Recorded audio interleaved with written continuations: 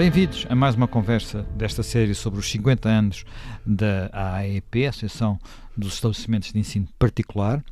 Uma conversa em que temos falado sobre a importância deste tipo de estabelecimentos e onde hoje vamos focar-nos muito num tema muito relacionado com isto, que é a liberdade de educação e o papel que na liberdade de educação têm os vários atores, quer os atores que oferecem diversidade, quer as famílias, quer, no limite, o próprio Estado.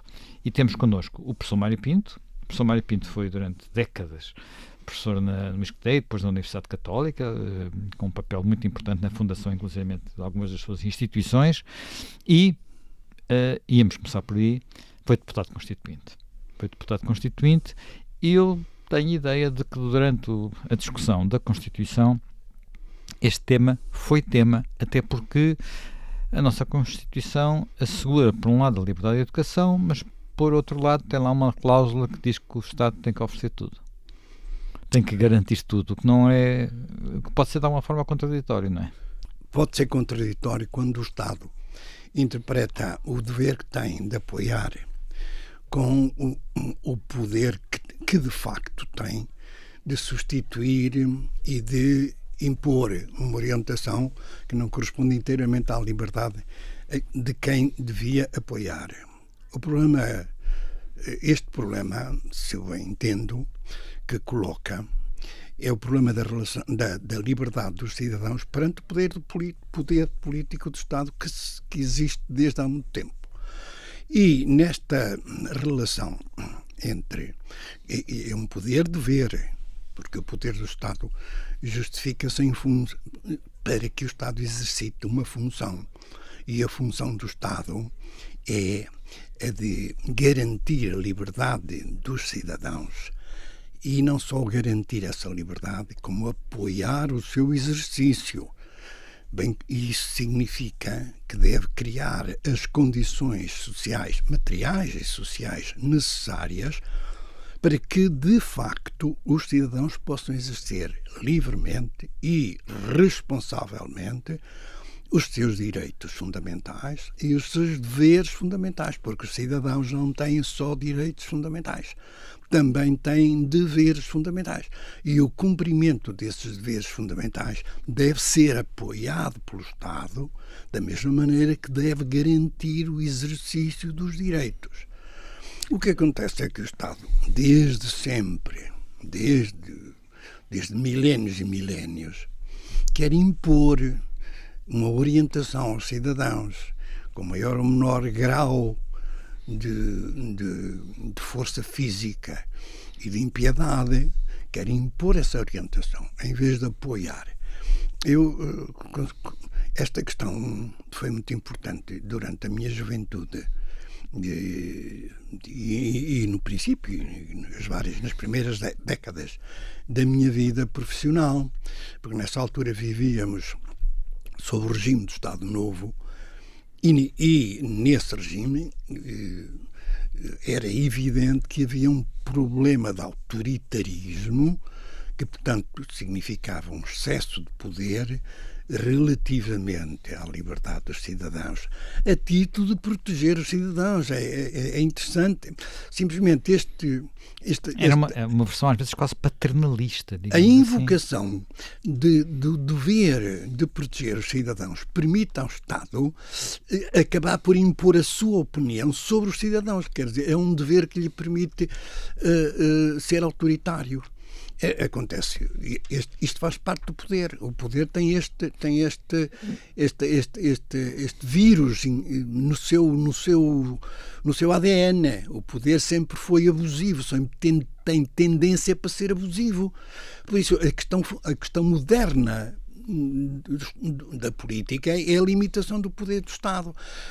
A Revolução Liberal consistiu em dizer que primeiro e acima do Estado está a liberdade dos cidadãos e os seus direitos. Sim, foi contra o Estado que se fez a Revolução Liberal. Atenção! Mas quando nós falamos de Revolução Liberal, enfim, não vamos agora falar muito disso, porque senão... mas quando falamos de Revolução Liberal, há vários modelos, não é? Nem todas foram iguais. Obviamente, há vários liberalismos. O que acontece... Enquanto, por exemplo, o liberalismo, enfim, no caso típico, aos Estados Unidos, havia a preocupação de limitar o poder executivo, houve outros liberalismos que achavam que bastava escolher o poder executivo. José Manuel Fernandes, quando eu digo revolução liberal, quer dizer revolução da liberdade. O que acontece é que depois sobreveio os partidos de Estado que se dizem que são liberais. Eles não são liberdade, eles são Estado, eles são partido, são poder. Isso durante o debate da Constituição, claramente que houve ali choques nesse domínio, não é? Claramente que havia visões diferentes do que era a liberdade. Sem dúvida. Sem dúvida. Quer dizer, na Constituinte Portuguesa refletiu-se de uma maneira impressionantemente clara a grande divergência que havia, que estava subjacente na guerra que então decorria entre a concepção ocidental e a concepção oriental. Não é verdade? Entre a concepção liberal e basicamente a Guerra Fria. Ao fim e ao cabo havia duas concepções de liberdade. Uma ocidental e outra oriental. E havia uma grande oposição entre como defender o sistema ocidental e como defender o sistema de leste, digamos, que era o soviético. Estas são as duas grandes filosofias que nasceram com Marx. Marx veio, repara uma coisa, Marx não veio inventar o socialismo. Os socialismos já existiam antes de Marx. E ele até os criticou chamando-lhe utópicos. Exatamente. É curioso que os socialismos que existiam antes de Marx, entre eles o de Proudhon, era anarquista, era contra o Estado.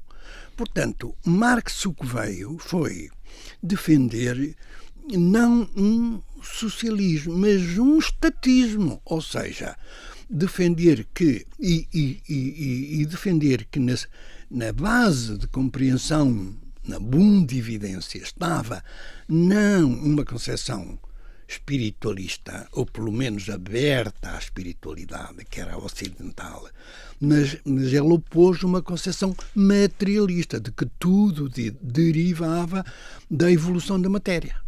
Sim, ao ponto de haver uma coisa chamada, que hoje em dia até temos dificuldade em citar, chamado materialismo histórico. Determinismo histórico determinado pelo materialismo, digamos assim. Exatamente. Marx partiu de uma concepção filosófica de materialismo porque se baseou em que tudo evoluía materialmente, como matéria. E, portanto, o materialismo histórico, no fundo, é a evolução histórica da evolução do que é material. É um determinismo histórico, não é? Dentro de toda a natureza exclusivamente material havia evolução. E, portanto, era a evolução e o determinismo histórico. Sim. Dentro dessa ideia de sociedades liberais, há um aspecto que, lendo os seus textos, está sempre muito presente, que é a ideia da subsidiariedade. Isto é, a ideia de que há tarefas que de alguma forma nós delegamos no Estado e tarefas que nós podemos fazer melhor do que o Estado, porque estamos mais próximos delas, não é? Portanto, e que em boa parte disso até começa nas famílias, que é a célula mais pequena. E desse ponto de vista a educação é muito relevante, porque há, por um lado, nós podemos dizer que há a obrigação de o Estado assegurar que mesmo quem não tem bens materiais pode ter acesso a uma educação de qualidade, mas, por outro lado, há um papel das famílias que não devia ser delegável. Ora bem, toca num ponto que, a meu ver, é absolutamente fundamental em toda a concepção política. A gente pode partir deste princípio. O que é o Estado? Em primeiro lugar, o Estado não é um dado da natureza. Ou seja, as sociedades primitivas nasceram e desenvolveram-se sem Estado. O Estado surgiu a certa altura da história. E, portanto, é uma construção social. É uma construção da própria sociedade. E agora pergunta-se, e porquê? Para quê? Porquê é que as sociedades, em determinada altura, constituíram o Estado? Ou porquê é que nas sociedades se criou, ou se inventou, ou alguém criou um Estado? Porquê? Para quê? Esta é a questão fundamental. Ora bem, Se as sociedades, primeiro, subsistiram e subsistem e devem subsistir com base numa liberdade dos cidadãos e na sua responsabilidade, porque a liberdade, uma vez que é racional, é obviamente responsável. Portanto, a liberdade não é responsável porque os homens são racionais. Bom, muito bem. Então, se a sociedade é perfeita, completa em si mesmo, porque é que se lhe acrescenta ao Estado?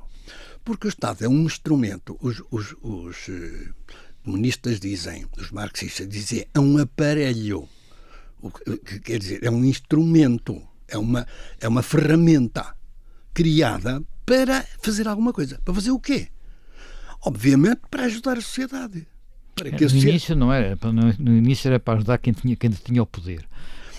Agora, digamos... Não, eu estou a pôr a questão do Estado. A questão do Estado pode ter ser vista por duas perspectivas. Uma é como é que de facto ele nasceu. Outra é como é que ele deve ser. Nessa perspectiva pode dizer, porque algumas pessoas conseguiram assumir um poder irresistível. É a concepção marxista e provavelmente até sociologicamente verdadeira. Quer dizer, historicamente. Sim, não, eu digo sociologicamente, porque, por exemplo, a antropologia social de antropólogos que foram viver em comunidades que não têm Estado, concluíram que o Estado não nasceu da sociedade, mas foi imposto à sociedade por alguém que conseguiu assumir um poder que vingou contra a liberdade dos cidadãos. Portanto, foi um fenómeno sociológico criado contra a sociedade e não pela sociedade. É muito interessante. Há um antropólogo francês muito importante, morreu já, aliás, morreu cedo, que é do nosso tempo, em todo caso, que escreveu um livro que está traduzido em português, cujo título é A Sociedade contra o Estado. E que é uma espécie de... Ele esteve e viveu anos e anos e anos em comunidades, em sociedades primitivas que não têm Estado, em África, na América, e existem na América, existem na África, existem no Oriente, portanto, existem por toda a parte essas comunidades. E ainda há dessas comunidades vivas, por exemplo, no Brasil. Bom, são pequenas, sociedades pequenas, todo embaixo. Mas, por exemplo, no Brasil, antes da conquista portuguesa, houve sociedades destas grandes, que eram constituídas por pequenas unidades, mas que tinham uma relação comunitária maior, assim parecida com a do povo bíblico. Tinha 12 tribos, mas em todo caso tinha uma comunidade e uma comunhão identitária. Bom, e não tinha Estado. É curioso, não é, São Manuel? Repara bem que os hebreus viveram até muito tarde sem Estado.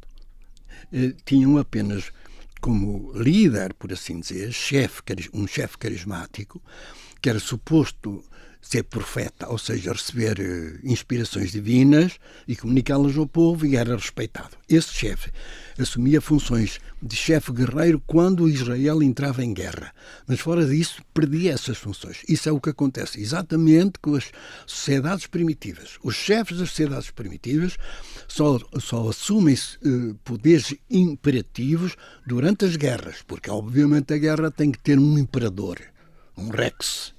Daí vem o nome de rei, que quer dizer chefe militar. Fora da guerra, o chefe perde essas... fora da guerra, a comunidade autogere-se, autogoverna-se. E o chefe não é impositivo. Portanto, isto é o que caracteriza as sociedades tais como elas nasceram e viveram durante milénios. Bom, o Estado é uma coisa nova, criada já num contexto de muito maior elaboração teórica e racional, quero dizer. Justifica-se que haja uma justificação à altura. Para que serve o Estado? Para que deve servir? Esta ideia de que as pessoas são eleitas, é evidente que há um quadro de limitação, que é o quadro da Constituição, nos Estados modernos, e existe em Portugal. Só que dentro desse quadro existe uma ampla margem que acaba por ser quase incontrolável. Quando, por exemplo, o anterior Ministro da Educação, em Portugal, que é um senhor autoritário a todo o título, disse que era função da escola pública, e disse-o através de um seu representante, que nunca foi desmentido, e aliás o representante era o chefe de gabinete dele, numa sessão pública na Assembleia Municipal do município de Lisboa, que a função da escola pública é retirar as crianças às famílias para as educar fora das famílias, na sociedade, para as educar pelas escolas públicas, que são dirigidas pelo Estado. Isso significa o mesmo que foi defendido por Platão, tirar as crianças às famílias e educá-las. Não é exatamente à mesma maneira, mas acaba por ser com a mesma... Não, e foi exatamente aquilo que fizeram, por exemplo, logo os bolcheviques mal tomaram o poder. Exatamente, tirar as crianças às famílias. Em alguns casos é tirar mesmo fisicamente, nem sequer podiam dormir com as famílias. E depois os partidos da Assembleia da República discutem o que é que as crianças devem aprender, se devem aprender isto, se devem aprender aquilo. E repara uma coisa, e depois dizem pluralismo. O pluralismo é a concepção relativista das coisas, pela qual acham que as crianças devem aprender, devem ser comunicadas todas as posições. Pluralismo. Mas isto é um relativismo. A natureza humana não é relativista. A natureza humana tem coisas... Toda a evolução é baseada em coisas certas e incertas, acertadas, corretas e incorretas. Não é tudo igual. A natureza não faz assim o assado igualmente. Quando faz de uma maneira, faz bem e há progresso. Quando faz de outra maneira, faz mal e há regresso. Portanto, a mesma coisa para a pessoa humana. A pessoa humana não tem que conhecer tudo, como se tudo fosse equivalente. Não é. Não é equivalente. A racionalidade humana é necessariamente ética. A ética faz parte da racionalidade. A racionalidade não é ausente da ética. E a ética impõe o que é melhor e o que é pior. E isso tem que entrar na concepção do que se ensina às crianças. Não é possível, nem é justo, nem é justificável ensinar às crianças coisas como se fosse tudo igual. Então, era melhor dizer, então anda pela esquerda e pela direita é igual. Não. Procede assim, o assado é igual. Não. Porque é que se isto não se pode dizer? A propósito destas coisas, se pode dizer, por exemplo, a propósito da sexualidade. Não é igual de uma maneira ou de outra. E há que escolher. E quem é que tem que escolher? Não é o Estado. E a criança tem que saber tudo. Mas quem é que disse que a criança tem que saber tudo e daquela maneira e obrigatoriamente e naquela idade? Porque é que as crianças vão de aprender desde os 5 anos a ideologia de género? E porque é que o professor há de poder ensinar essa ideologia sem ser numa disciplina objetivamente proposta para esse ensino, com controle e avaliação? Porque é que a pode fazer insidiosamente? Mete isso no meio do ensino da geografia. E isso é em doutrinação. Se eu, professor de geografia, posso meter no meu ensino, de vez em quando, umas coisitas sobre a ideologia de género, eu estou a doutrinar. Isso não pode ser. E isso está no regime da educação para a cidadania, que é dada, dizem eles, transversalmente. Transversalmente quer dizer disfarçadamente, no meio das outras coisas. Isto é horrível. A palavra adequada é isto é horrível. Mas até que ponto é que, por exemplo, nesse aspecto, digamos, a oferta plural também de escolas, com visões naturalmente diferentes e que possam ser escolhidas pelas famílias, portanto as famílias podem escolher uma escola porque se identificam mais com os valores transmitidos ao longo da escola, porque podem escolher mais porque acham que é mais, o ensino lá é mais exigente, ou podem escolher porque acham que é menos exigente, também é mais livre, no sentido que algumas pessoas dão à palavra liberdade, portanto cada um faz o que entende, quer dizer, mas as famílias têm um papel aqui que dificilmente é assegurado se houver uma diretiva absolutamente centralizada. Claro, mas Manuel Fernandes, se me perguntar como é que você propõe em esquema, esquematicamente, fundamentalmente, o sistema de ensino, eu diria assim, obviamente ninguém é contra o papel do Estado, papel, digamos, com este caráter, na organização do sistema de ensino. O Estado deve organizar e pôr à disposição escolas públicas. Com certeza, o problema não é esse. O problema é de saber o que é que se ensina quem dirige as escolas públicas, quem ensina, e com que autoridade e com que legitimidade. Numa escola pública pode haver um programa de ensino público obrigatório? Eu acho que pode. O ensino público obrigatório, porque... Deixa-me só dizer uma coisa. O ensino público obrigatório, em alguns dos países onde nasceu e se desenvolveu, como por exemplo o caso dos Estados Unidos ou o caso de França, cresceu e desenvolveu-se para criar uma identidade nacional. E nós estamos a viver um tempo em que é o Estado que diz que não há identidade nacional. Exatamente. Isso exatamente significa que a direção política do ensino acaba por ter essas alternativas. Em que é o Estado, quer dizer, em vez de ser a educação deve ser um exercício de liberdade das pessoas humanas, não é a única autoridade. A única. Em primeiro lugar, vamos lá ver, quando falamos de educação estamos a falar das crianças. Os adultos não são educáveis, nem se podem educar, porque a educação supõe uma relação de autoridade e obediência, que só existe na relação das crianças, dos pais que criam os filhos. A relação dos pais com os filhos, portanto, depois dos filhos nascerem, os pais são responsáveis pela concepção dos filhos, pela sua gestação, e são responsáveis no seu parto, no seu nascimento. E depois disso continuam a ser responsáveis na sua criação. Os pais, o pai e a mãe, em primeiro lugar a mãe e acima de tudo a mãe, porque é evidente que em todo este processo a mãe tem um papel principal relativamente ao pai. Isso na natureza, em todos os animais, inclusive no homem. Bom, muito bem. Então, o papel da mãe e do pai não cessa com o nascimento. Durante esse tempo, é evidente que o Estado sabe perfeitamente que a responsabilidade não é sua. O Estado não tem nenhum poder para poder interferir na concepção, na gestação e no parto das crianças. Pode auxiliar, ser favorável, simpático, etc. Mas é um processo absolutamente natural. Bom, muito bem. E depois disso, durante todo o tempo histórico conhecido, todos os Estados do mundo, todo o direito deste mundo sempre disse que os pais e as mães têm o direito de criar os filhos. Muito bem. Os filhos são pessoas humanas, não podem ser criados apenas como entidades corporais. Têm que ser também como entidades mentais, espirituais. Não é verdade? Têm alma, têm espírito, portanto, têm que ser criados como pessoas humanas integrais, o que implica por um lado, alimentá-los fisicamente e educá-los, digamos, espiritualmente ou mentalmente, ou como queiram. Isso faz parte da criação. É impossível conceber a criação das crianças pelos pais sem que dentro da criação esteja a obrigação de educar.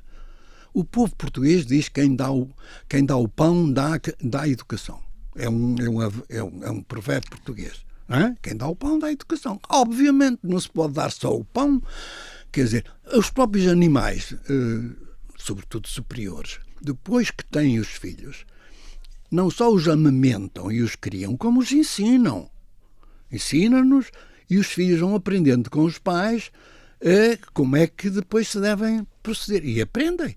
E, inclusivamente, até os programas da natureza mostram isso muito, muito claramente. Os pais até castigam os filhos quando, às vezes, eles desobedecem e praticam, e se desviam, etc. Há uma correção. Portanto, isso faz parte da natureza. Bom, agora pergunto, o Estado nasceu para quê? Não foi para auxiliar a natureza, a sociedade natural conforme ela é? Porque é que há de querer modificá-la? Porque é que ela há de querer que os pais eduquem os filhos assim e não assado? Porquê? Em nome de quê? Do bem comum. Mas o bem comum é um bem construído pela sociedade. O Estado apenas pode ajudar, propor. E mais, o projeto do bem comum não está... O Estado é um órgão da Constituição. A regra de vida do povo, de uma sociedade, está na Constituição. O Estado é um órgão de poder criado que está lá. Mas não é a Constituição. E, portanto, como é que deve ser feita a educação? De acordo com a Constituição. Sim, mas não de acordo com o Estado. O Estado pode ter uma opinião inconstitucional. E já teve muitas vezes. E tem muitas vezes. E mesmo que seja dentro do Constitucional, pode ter opiniões que não concordem com as dos cidadãos. E os cidadãos têm a sua liberdade. Não tem que estar condicionado às opções partidárias porque o problema, quando a gente fala do Estado, a gente fala sempre de uma maioria. O Estado exprime-se por maioria. As maiorias não podem dominar as minorias, retirar os direitos das minorias. O Estado não é uma coisa homogénea, é uma coisa compósita de partidos. O Estado, o órgão de poder.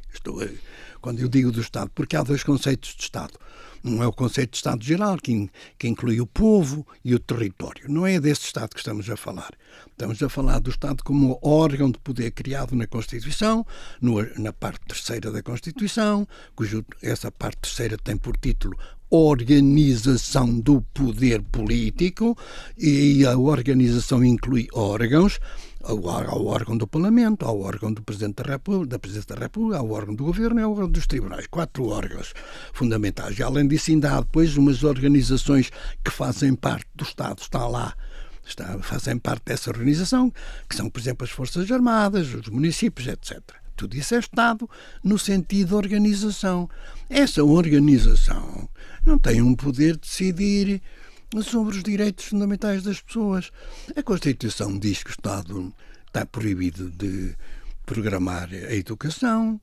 Então, porquê que o Estado programa a educação?